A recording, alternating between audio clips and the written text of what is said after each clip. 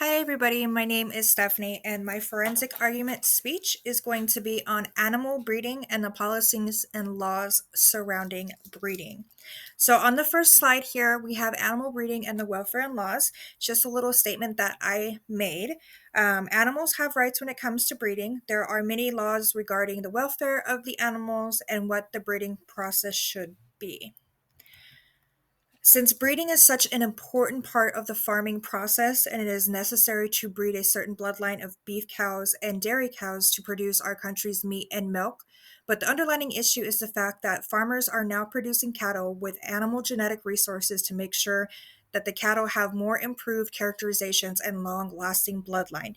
And this may be okay to do genetic research on how to breed certain bloodlines of cattle, cows, horses, pigs, chickens. Um, it's okay to do genetic research, but unfortunately, some don't do enough, and it leads to genetic malfunctions where they can come out with three legs, two heads. It's just all about trial and error, but it leads to so much euthanization in the farming industry. When it comes to livestock, according to an article about the policy effects on the sustainability of animal breeding, policies and strategies would encourage farmers and breeders to pursue opportunities to enhance livestock production in the most sustainable, valuable ways, maximizing positive economic and social outcomes while preventing or mitigating adverse impacts. Sustainability in animal breeding can be understood as the continuous availability of breeding animals and their initial products for commercial production that now and in the future meet the requirements of a broad range of stakeholders: breeders, farmers, livestock keepers, producers, consumers, and others, while expecting animal welfare and promoting more sustainable agriculture. Now, it's not just cows that suffer from genetic issues. It's chickens chickens as well, excuse me. That's where we get our eggs. That's where we get our poultry. And an estimated 80 to 89% of commercial egg-laying hens suffer from osteoporosis due to the excessive mobilization of skeletal calcium for eggshell formation. The resulting bone fractures now constitute a major cause of hen mortality. The collapse and infolding of the ribs caused by cracks at the sternal and vertebral junctions are most commonly seen in fatal cage laying chickens, which again will lead to osteoporosis where they can't lay eggs and the eggs will get stuck where they will eventually be dead.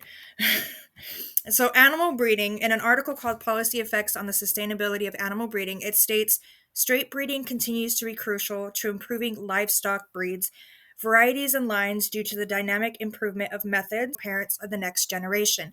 And this goes back to the genetic researching to have the bloodlines matched where there is no genetic malformations, there is no genetic issues, and it's the same bloodline. So that way, when you're breeding it, you know that the process is going to work. It is crucial to make sure that the breeding process for cattle or other farm animals is done properly, so there is no possibility of having to euthanize cattle for genetic issues or genetic defects.